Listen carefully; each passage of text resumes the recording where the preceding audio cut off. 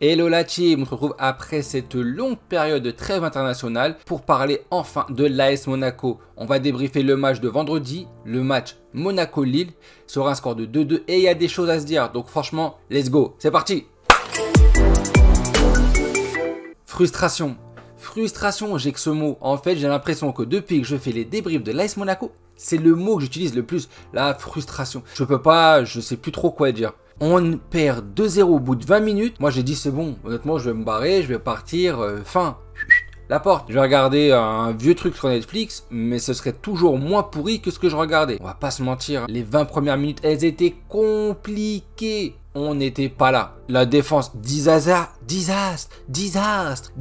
class. Ah, Disasi, c'est honteux. C'est honteux son niveau. Pavlovic, honnêtement, j'ai de la peine. J'ai de la peine pour lui parce que franchement sur son match, franchement, la note dans l'équipe veut tout dire. 2, c'est tout. Je vais pas vous mentir, au début, j'y ai cru, hein.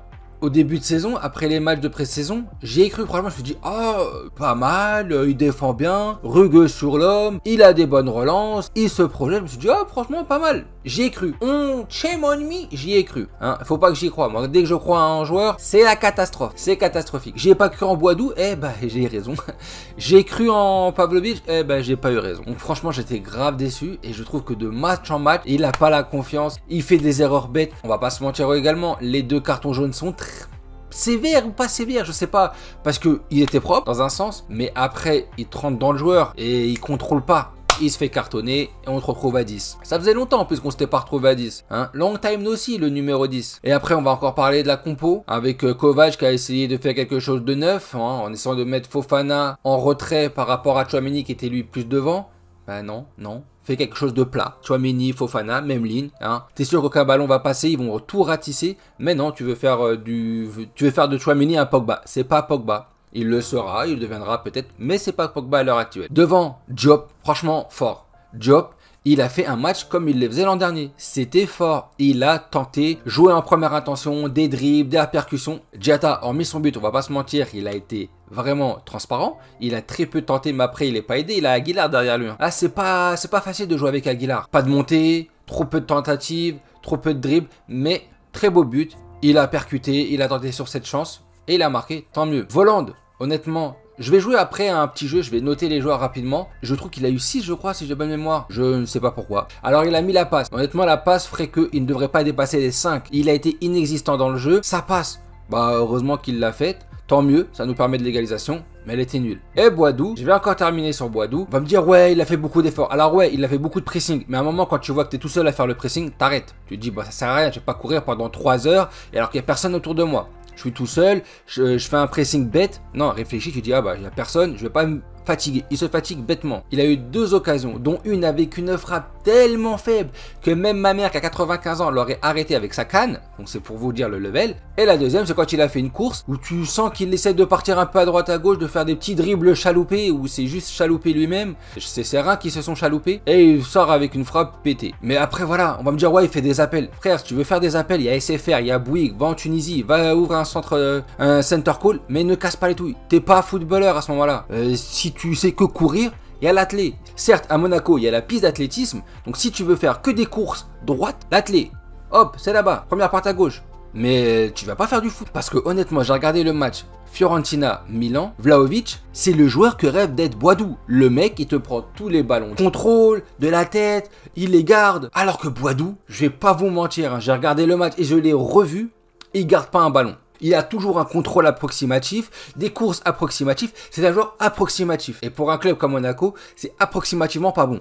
Faut pas. Enfin, on va enfin parler du coaching, qui t'arrive à la 65e, 70e.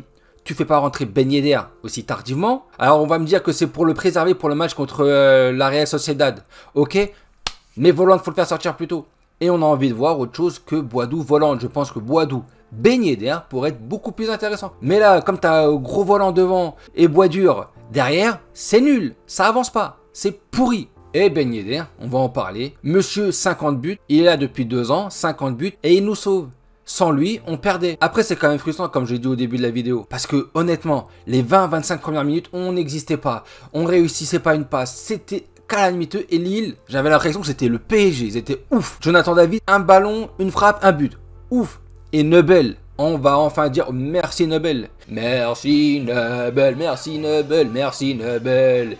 Qu'est-ce qui fait bon de faire des arrêts? Ça compte pour la victoire. Vive Nobel! Parce que oui, Nobel nous sauve. Nobel sauve le point. Sans Nobel, on était à 3-0 et c'était fini. The end, game over.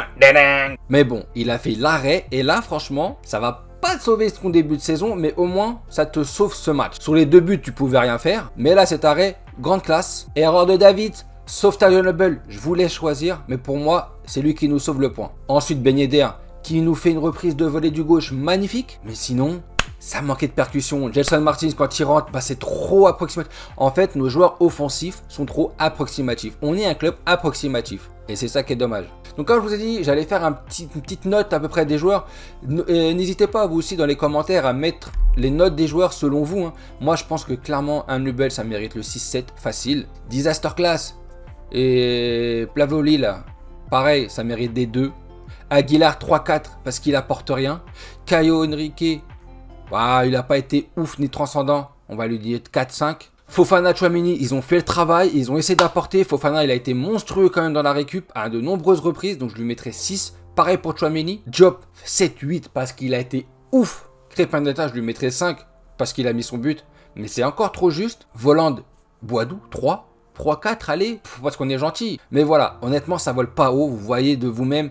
Et les résultats sont là, hein. Le terrain parle. Ce qui est bien dans le foot, c'est qu'il y a le terrain. En tout cas, cette semaine, ça annonce très chargé avec le match contre la Real Sociedad en Coupe de UEFA. Et ensuite, dimanche à 15 h, le match contre Strasbourg. Ça va être très lourd. Donc, en tout cas, on est de tout cœur avec eux. En tout cas, Kovac fait pas de la merde. En tout cas, Dagemunegu. À bientôt. Bah alors, tu lâches pas un petit abonnement, un petit commentaire, allez, un petit pouce bleu. Ça fait plaisir et ça aide. Merci beaucoup.